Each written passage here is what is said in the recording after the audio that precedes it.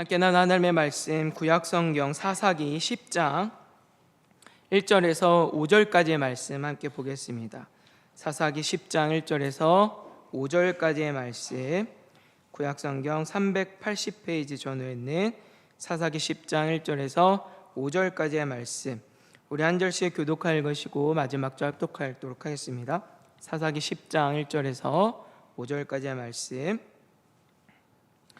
아비멜렉의 뒤를 이어서 이사갈 사람 도도의 손자 부하의 아들 돌라가 일어나서 이스라엘을 구원하니라. 그가 에브라임 산지 3일에 거주하면서 이스라엘의 사사가 된 지 23년 만에 죽음에 3일에 장사되었더라. 그 후에 길앗 사람 야일이 일어나서 20년 동안 이스라엘의 사사가 되니라. 그에게 아들 30명이 있어 어린 낙이 30을 탔고 성읍 30을 가졌는데 그 성읍들은 길앗 땅에 있고 오늘까지 하본 야일이라 부르더라. 함께 했습니다. 야일이 죽음에 가문에 장사되었더라. 아멘. 이 시간에는 본문 말씀을 중심으로 구원의 기쁨을 가진 자로 라는 제목으로 함께 은혜를 나누겠습니다. 오늘 우리가 함께 읽은 본문 말씀은 아비멜렉 이후에 등장하는 두 명의 사사를 소개하고 있습니다. 바로 돌라와 야일에 대한 이야기인데요, 특별히 우리가 이 말씀을 살필 때 한 가지 주목해 볼 점은 돌라나 야일이나 똑같은 사사였지만 서로 반대되는 삶의 모습을 가지고 살아갔다라고 하는 점이에요.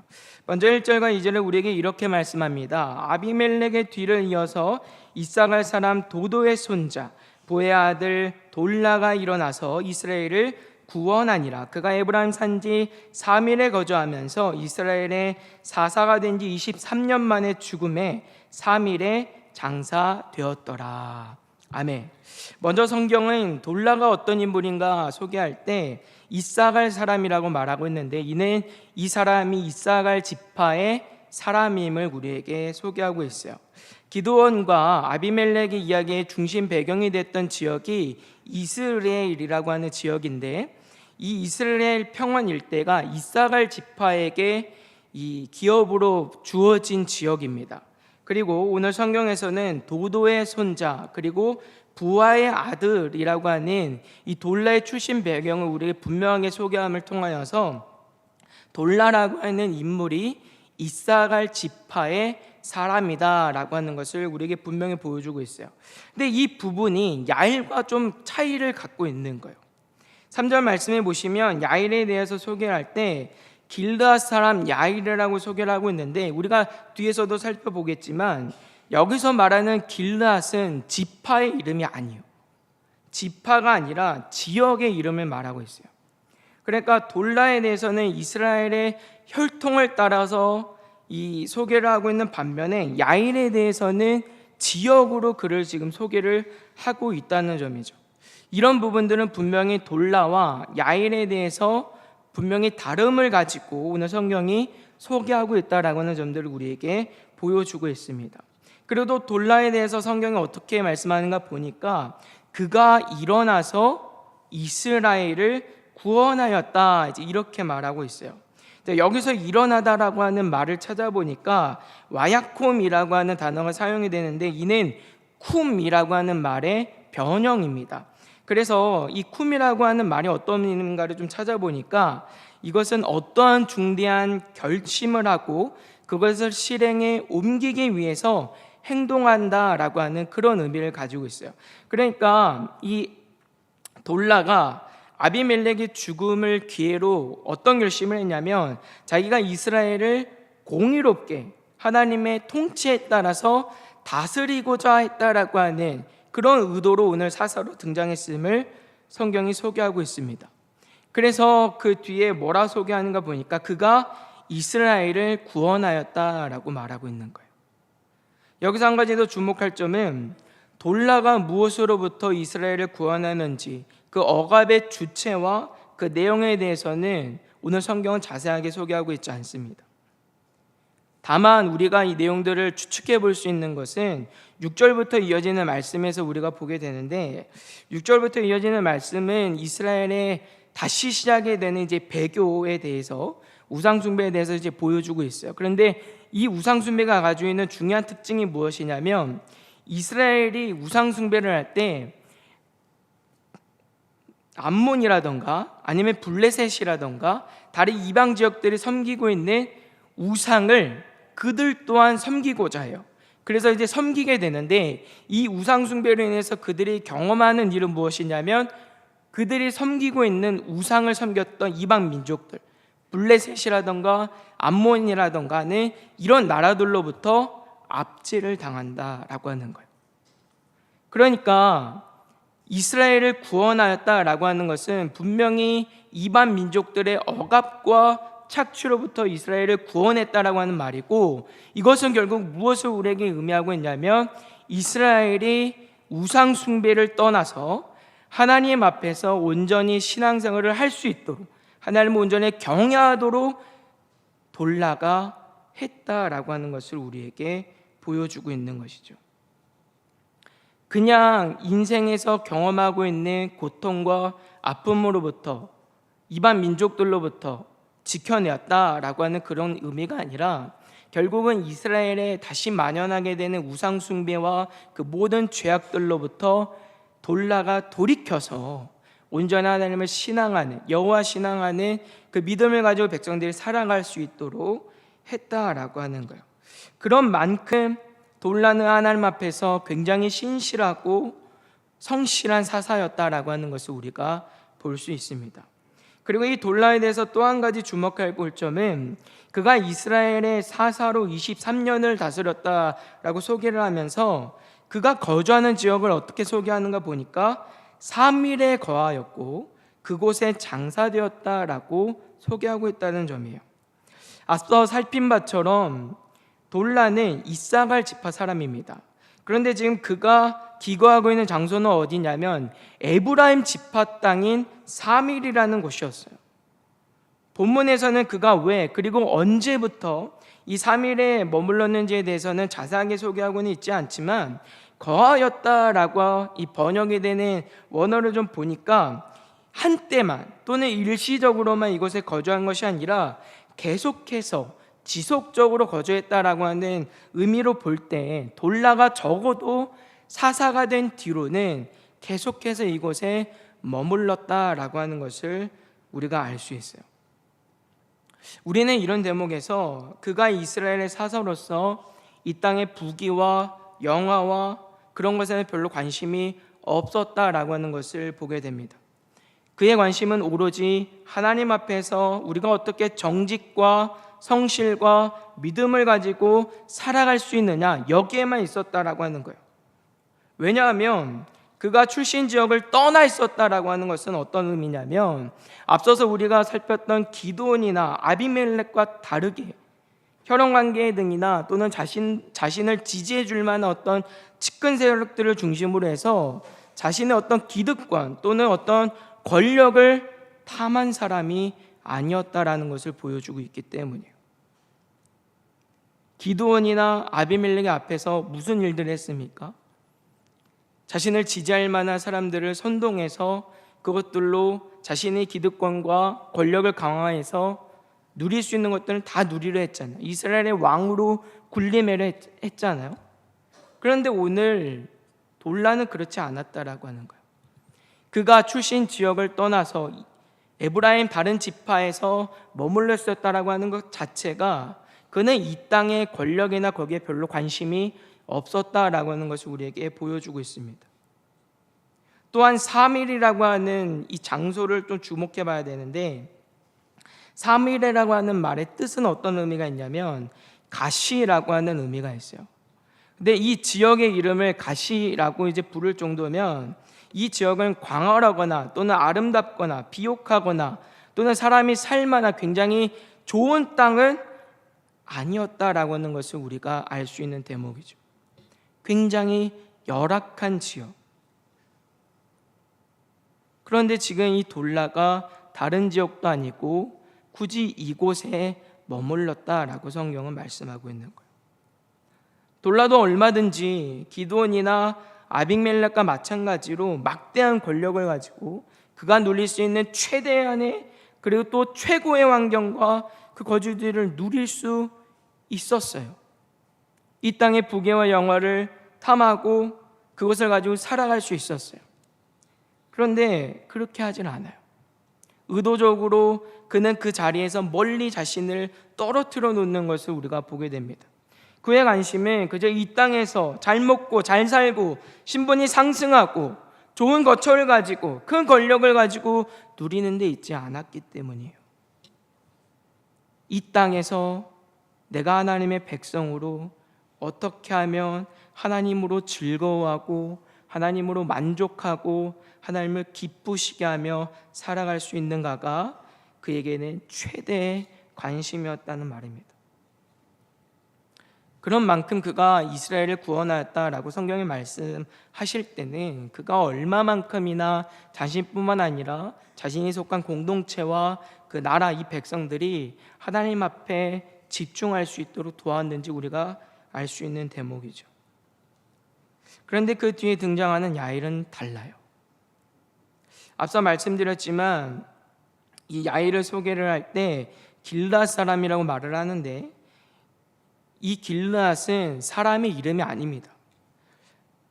길르앗은 원래 므낫세의 손자 마길의 아들의 이름이 길르앗이라고 하는 이름을 가지고 있는데, 근데 여기서는 그 후손으로서의 의미로 소개하고 있는 게 아니에요. 그냥 말 그대로 길르앗이라고 하는 그 지역의 이름으로서 이 야일을 소개를 하고 있습니다. 이는 마치 앞서서 돌라가 사밀이라고 하는 지역에 거주했다라고 하는 그 내용을 통하여서 돌라가 어떤 사람이었는지 그의 정체성을 보여주고 있는 것처럼 오늘 길앗이라고 하는 지역의 이름을 통하여서 오늘 성경은 야일이 어떤 성격의 사람이었는지 그가 어떤 사람이었는지를 드러내주고 있는 거예요. 그도 앞서서 기드온이나 아비멜렉과 마찬가지로 이 땅의 것들에만 관심을 두고 살아가던 사람이었다라는 겁니다. 야일이라는 말은 본래 빛을 비추다라고 하는 뜻을 가진 이름이에요. 우리가 이 이름에서 알 수 있는 것처럼 하나님께서 야일에게 기대한 삶이라고 하는 것은 이스라엘 백성들의 어두운 그들의 영적인 이 타락된 상태를 밝게 비추어서 하나님을 온전히 신앙하는 길이 무엇인가를 보이고 지도해야 되는 역할이었는데 문제는 그렇게 하지 못했다라고 하는 것이죠. 그가 오늘 사사라고 하는 지위를 가지고 어떤 일을 했는지 성경을 보시기 바랍니다. 그가 사사로서 20년을 지냈는데 그가 한 일에 대해서 사전은 우리에게 이렇게 말씀해요. 그에게 아들 30명이 있어 어린 나귀 30을 탔고 성읍 30을 가졌는데 그 성읍들은 길르앗 땅에 있고 오늘까지 하봇 야일이라 부르더라. 아멘. 야일이 무슨 일을 합니까? 이 땅의 부귀 영화에 집중하는 것이죠. 오늘도 성경은 아들이 30명이었다 말합니다. 그럼 최소한 아들만 30명이었으면 야일의 자식들은 이보다 더 많았다라고 하는 것을 우리가 생각할 수 있는 대목이죠. 자녀들이 이렇게 많았다라고 한다면 야일에게는 처첩도 많았다라고 하는 것을 우리에게 보여주고 있어요. 본래 성경은 자녀의 많음은 분명 하나님이 주시는 복으로 선언을 합니다. 그건 틀림없는 사실이에요. 그러나 오늘 여기서 야일이 보여주고 있는 이 자녀의 많음은 기드온과 마찬가지로 아비멜렉과 마찬가지로 수많은 첩첩을 통해서 자녀를 얻은 것과 마찬가지로 그동안 이 땅의 권세와 권력과 세상 주는 쾌락을 누린 사람이었다라고 하는 것을 보여주고 있어요. 뿐만 아니라 그 자녀들이 한 일에 대해서 성경은 어린 나귀를 탔고 성읍 30을 가졌다라고 성경 우리에게 말씀하고 있습니다. 이는 야일이 길르앗에 자신의 가문의 소유지로서 총 30개의 성읍을 소유하고 있었다라고 하는 것을 우리에게 보여주고 있는 것이고 그 성읍들을 각각 자기의 아들들에게 상속하고 분배해서 그들 각자가 다스렸다라고 하는 것을 우리에게 보여주고 있어요. 그가 누렸던 번영이 얼마나 큰 것인지를 우리에게 말씀합니다. 얼마나 컸으면 성경 이 일대를 뭐라 부르는가 보니까 하봇 야일이라 불러요. 하봇 야일의 뜻은 야일의 동네라는 말이에요. 그러니까 길앗 지역이 다 누구 거란 얘기예요? 야일 거란 말이에요. 다 야일 거예요. 그만큼 야일이 이 땅에서 얼마나 큰 번성과 풍요를 누렸는지 성경이 우리에게 보여주고 있죠. 이스라엘 백성들에게 빛을 비추어서 그들의 올바른 길을 갖고 하나님께서 기뻐하시는 믿음의 길을 가게 해야 하는 야일한 일이라고 하는 것은 이 땅에서 아내를 많이 얻어서 권력을 차지하고 땅을 많이 차지하고 그것들을 자녀에게 세습하면서 기드온이나 아비멜렉과 전혀 다르지 않는 삶을 살아갔음을 성경 우리에게 보여주고 있어요. 똑같이 사사로 살아가지만 통치하는 시기도 비슷하지만 한 사람은 하나님을 위해 살아가고 한 사람은 자신의 인생의 정욕을 위해 또 살아가는 모습을 성경은 말씀하고 있습니다. 오늘 우리가 이런 말씀을 통해서 기억해야 할 것은 그리스도인들이 어떤 마음과 어떤 믿음을 가지고 살아가야 하는지를 깊이 생각해 봐야 되는 거예요. 우리는 먼저 이 땅의 삶이 전부가 아님을 반드시 기억해야 합니다. 이 땅을 살아가지만 이 땅의 것이 전부가 아니다라고 하는 것을 우리는 꼭 기억해야 돼요. 돌라와 야일의 모습에서 가장 큰 차이가 있다고 한다면 돌라는 이 땅에 큰 관심이나 미련이 없어요. 그렇지만 야일은 그렇지 않아요. 돌라는 이 땅의 삶이 전부가 아니지만 야일은 이것이 전부인 것처럼 영원한 것처럼 여기고 살아가는 모습을 보여주고 있습니다. 여러분 한번 생각을 해보세요. 돌라라고 해서 왜 좋은 환경과 집 같은 것들이 필요하지 않겠습니까? 있으면 좋은 거예요. 그리고 무엇보다 그런 것들 자체가 악하다라고 할 수 없어요. 하나님께서 부으시고 채우시고 도우시고 주신다면 우리는 하나님의 은혜를 얼마든지 감사로 받을 수도 있는 거예요. 근데 다만 중요한 것은 무엇이냐면 그것 자체가 우리의 목적이 되거나 전부여서는 안 된다라고 하는 거예요. 이 땅에 많은 것들을 얻기 위해서 우리가 하나님을 믿고 하나님을 이용하거나 우리의 신앙이 수단이나 방편이 되어서는 안 된다는 말이에요. 이 땅의 삶이 전부가 아니고 이 땅의 것들은 모두 사라질 유한한 것들이기 때문이죠. 돌라는 그렇기 때문에 우리의 유한한 이 삶 가운데서 영원한 삶을 살아가기를 택한 거예요. 하나님의 말씀을 따라서 하나님의 나라의 기쁨과 가치를 가지고 살아가기를 즐거워했어요. 이 땅의 삶이 전부가 아니기 때문에. 그러나 야일은 다릅니다. 그는 이 땅의 삶이 전부인 줄로만 알고 살아가요. 이 땅의 것이 마치 영원한 것처럼 여기고 더 많이 가지려 하고 더 많이 누리기 위해서 몸부림치며 살아갑니다. 그러나 그 끝이 어떻습니까? 나 죽음으로 끝나는 거예요. 5절 말씀이요. 야일이 죽음의 가문의 장사되었더라. 아멘. 야일은 분명히 많은 것을 누린 사람이었어요. 그러나 성경은 그가 아무리 많은 것을 가지고 많은 것을 누려도 그 삶은 유한하다라고 하는 것을 가르쳐 줍니다. 죽음으로 다 끝이 나는 거예요. 아무것도 남지 않아요. 성경이 우리에게 이런 것들을 말씀하는 이유가 무엇입니까? 이 땅의 삶은 유한하고 이 땅의 삶은 그래서 아무런 가치와 의미가 없기 때문에 그냥 되는 대로 대충 살라 이런 얘기겠습니까? 아니에요. 세상 사람들은 어떨지 몰라도 그리스도인들에게는 아니란 말이에요. 오히려 우리 그리스도인들에게는 이 땅에서 우리가 비록 유한한 삶을 살아가고 이 땅의 것이 전부는 아니지만 그렇기 때문에 이 땅에 썩어질 것들에 집중하고 그것에 목말라 살아가는 삶이 아니라 그러한 삶 가운데서도 영원한 하나님 나라의 기쁨을 가지고 살아갈 수 있어야 됨을 우리에게 말씀하고 있는 거예요. 여러분 혹시 그런 생각 해보신 적 있는지 모르겠습니다. 왜 하나님께서 우리를 구원하시고 이 땅에서 살아가게 하셨을까요? 혹시 그런 생각 해보신 적 있으십니까? 하나님이 우리를 구원하셨잖아요. 죄사함을 받았잖아요. 하나님의 자녀가 됐잖아요. 그런데 왜 하나님은 우리가 계속 이 땅에서 살아가게 하시는 것일까요? 왜 이 땅에서 하나님의 백성으로, 자녀로, 구원받은 자로 살아가게 하시는 것일까? 저는 이게 너무나도 궁금할 때가 많았어요. 하나님은 우리에게 분명히 말씀합니다. 주님이 다시 오실 그때 영원한 그 하나님의 나라가 임할 것을 우리에게 말씀하고 있어요. 그런데 왜 굳이 그때여야만 합니까? 하나님께서 우리를 구원하셨으면 지금 당장이라도 내가 그곳에 있도록 하실 수 있지 않을까요? 하나님은 분명히 예수님이 약속하신 그 마지막 때가 아니라 얼마든지 우리를 구원하신 그 즉시로라도 그 나라에 있게 하실 수 있는 분이세요. 창세기 5장 24절을 우리에게 이렇게 말씀해요. 에녹이 하나님과 동행하더니 하나님이 그를 데려가심으로 세상에 있지 아니하였더라.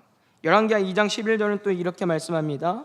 두 사람의 길을 가며 말하더니 불수레와 불말들이 두 사람을 갈라놓고 엘리야가 회오리 바람으로 하늘로 올라가더라. 아멘. 성경은 에녹과 엘리야에 대해서 말씀하기에 이 땅에서 죽음을 경험하지 않고 하늘로 올림을 받았다라고 우리에게 말씀하고 있어요. 이는 하나님께서 얼마든지 우리를 죄에서 구원하실 뿐만 아니라 구원하신 그 즉시로라도 우리를 하나님이 약속하신 그 영원한 하나님 나라 그곳에 있게 하실 수 있음을 우리에게 보여주고 있습니다. 그런데 하나님이 그렇게 하지 않으셨어요. 하나님은 우리가 여전히 이 땅에서 죄와 싸우며 살아가게 하시고 그리스도인들로 하나님의 자녀로 살아가기를 기뻐하셨다는 말이에요. 이 땅의 성도로 남기를 원하셨어요. 왜일까요? 무엇을 위해서일까요? 왜 하나님은 우리를 이 땅에 남겨두신 것일까요? 이 땅의 유한한 삶에서부터 약속된 그 하나님의 나라의 기쁨과 영광을 누리고 살아가도록 하시기 위해서인 거예요. 우리는 자꾸 구원을 먼 미래에 그냥 천국에 가는 것 정도로만 이해를 해요. 내가 죽어서 이 땅의 삶이 끝나면 그때 하나님의 나라에 천국에 들어가는 것으로만 이해를 하고 마지막 때 주님이 오실 그때 내가 그 천국에 있는 것이 구원의 전부인 것처럼 생각하는 경우들이 많아요. 그러니까 그 구원을 받기 위해서 오늘 내가 하나님 앞에 예배하고 기도하고 여러 가지 성실하고 착한 일들을 해서 어떻게든 내가 그 구원에 들어가려고 그것이 믿음이고 신앙인 줄로만 알고 그렇게 살아가는 모습들이 있어요. 그러나 그렇지 않다는 거예요. 우리가 이 땅에서 그리스도로 살아간다는 의미가 무엇인지 우리는 잘 생각을 해야 돼요. 먼 미래 그 천국의 하나님 나라에 들어가기 위해서 오늘 공로를 쌓는 게 그리스도인으로 살아가는 삶이 아니라고요. 이미 우리는 하나님 나라에 속한 사람들이에요. 그러나 중요한 것은 이 땅에서도 하나님의 그 기쁨과 만족을 가지고 살아가기를 원하신다고요. 그것이 우리가 하나님의 말씀을 따라 살아가는 일이고 하나님 앞에 예배하는 일이고 기도하며 살아가는 일이라고요. 이 땅에 많은 것들을 이루기 위해서 내가 목표하는 바를 이루기 위해서 하나님 앞에 도움을 구하는 것이 아니라 하나님이 우리에게 약속하신 그 영원한 나라의 기쁨을 오늘 이 땅에서도 맛보고 누리며 살아가도록 하기 위해서 그것이 그리스도인들의 삶이라는 거예요. 이사야 11장 6절과 8절은 우리에게 이렇게 말씀해요. 그때 이리가 어린 양과 함께 살며 표범이 어린 염소와 함께 누우며 송아지와 어린 사자와 살진 짐승이 함께해서 어린아이에게 끌리며 암소와 곰이 함께 먹으며 그것들의 새끼가 함께 엎드리며 사자가 소처럼 풀을 먹을 것이며 젖 먹는 아이가 독사의 구멍에서 장난하며 젖된 어린아이가 독사의 굴에 손을 넣을 것이라. 요한계시록 21장 4절은 또 이렇게 말씀합니다. 모든 눈물을 그 눈에서 닦아주시니 다시는 사망이 없고 애통하는 것이나 곡하는 것이나 아픈 것이 다시 있지 아니하리니 처음 것들이 다 지나갔음이로라. 아멘. 우리 주님께서 이루신 하나님 나라에 대해서 성경 우리에게 보여주고 있는 말씀이에요. 하나님의 나라는 영원한 만족과 영원한 기쁨과 완전한 그 기쁨이 있는 곳임을 성경 우리가 말씀합니다. 그곳은 어떤 갈등도 없고 어떤 아픔도 존재할 수 없는 곳임을 성경은 말씀하고 있어요. 하나님께서 우리를 예수 그리스도의 대속의 은혜로 말미암아 구원하여 주시고 또 이 땅에서 계속 살아가게 하시는 바로 이 기쁨을 이 땅에서 우리의 삶에서 누리고 또 그 기쁨이 얼마나 큰 것인가를 알도록 하시기 위함이란 말이에요. 오늘 돌라는 그 복된 삶을 살아가요. 그는 비록 이 땅에서 육신은 줄일 수 있어요. 고통스러울 수 있어요. 괴로울 수 있어요. 그러나 그것이 그 삶을 무너뜨리진 못해요. 그것보다 더 큰 완전한 그 만족을 이미 그는 누리고 살아가기 때문인 거예요. 그러나 야일은 그렇지 못하죠. 문제는 오늘날 많은 그리스도인들이 야일과 같이 살아가는 데 있어요. 이 땅의 것이 먼저이고 이 땅의 것이 전부인 줄로만 알고 살아가요. 구원받은 자로서 어떻게 내가 그 하나님의 나라의 기쁨과 영광을 가지고 그것을 누리며 살아갈 것인가, 어떻게 우리의 삶의 방향이 그것들을 이루는데 사용이 되어야 할 것인가, 여기에는 별로 관심이 없어요. 구원받아서 난 나중에 천국 가면 되는 것이고 이 땅에 살아갈 때는 하나님이 나를 도와주셔서 내가 원하는 것, 내가 뜻하는 것, 내가 목표하는 것 이루어야 그것이 은혜인 줄 알아요. 좋은 학교를 가고 좋은 직장을 가서 돈을 많이 벌고 안정적인 직업을 갖고 사람들이 선호할 만한 직장과 삶을 살아가고 또 오늘날에는 결혼을 많이 꺼리는 추세이기는 하지만 좋은 배우자를 만나서 결혼해서 이 땅에서 할 수만 있다고 한다면 누구보다 많은 것을 가지고 앞장서 살아가는 것이 인생의 최우선의 과제이고 목표이고 또 그것을 위해서 신앙을 이용하는 경우들이 우리에게 너무 많단 말이에요.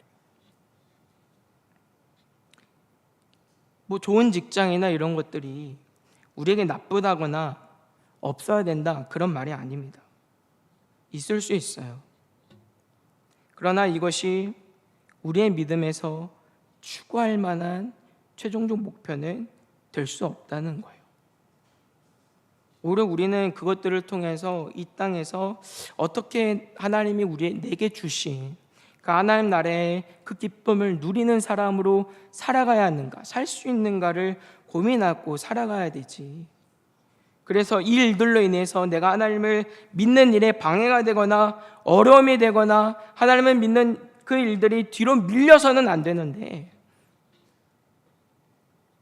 오히려 우리는 그것들을 위해서 하나님의 일들을 포기하고 하나님을 뒷전으로 여기고 살아갈 때가 너무 많단 말이에요.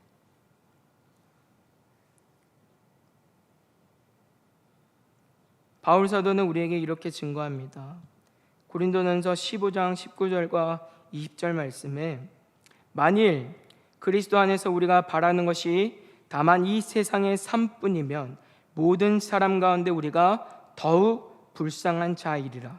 그러나 이제 그리스도께서 죽은 자 가운데서 다시 살아나사 잠자는 자들의 첫 열매가 되셨도다.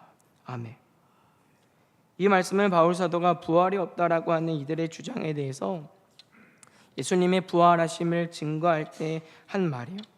이때 바울 사도는 만약에 예수님의 부활이 없으면 우리의 부활도 없기 때문에 그렇게 되면 이 땅에서의 삶이 전부이고 또 한 번뿐인 그 인생을 우리가 마음껏 누리고 살아가지 못하는 자가 되기 때문에 그러한 모든 믿는 자들의 다른 누구보다도 어리석고 비참한 존재일 수밖에 없음을 피력하고 있어요. 이거는 반대로 어떤 얘기입니까?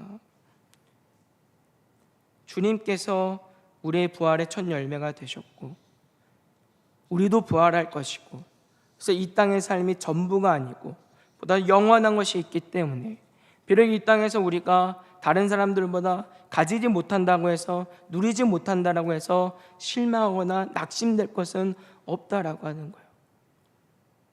부활의 소망을 가진 자라서 우리가 가져야 되는 기쁨과 우리의 만족은 세상의 것으로부터 찾는 것이 아니고 우리에게 약속된 하나님 나라와 그 영광과 그 기쁨에 있음을 성경 우리에게 말씀하고 있어요. 그렇기 때문에 그리스도인들은 이 땅의 삶에 너무 집중하여서 쾌락에 빠지고 즐기고 낭비하고 하는 인생의 정욕에 불타는 삶이 되어서는 안 됨을 우리에게 말씀하고 있습니다.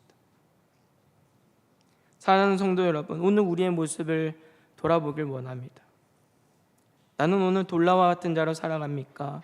아니면 야일로 살아가고 있습니까?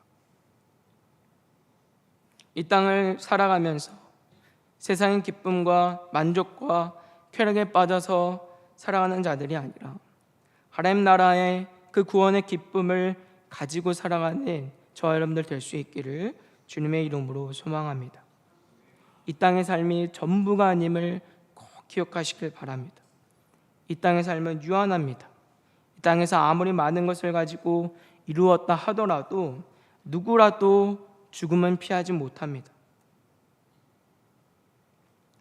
예수를 안 믿는 사람들에게 그 죽음은 멸망이고 심판이고 그것으로 끝이지만 우리 그리스도인들은 그렇지 않아요.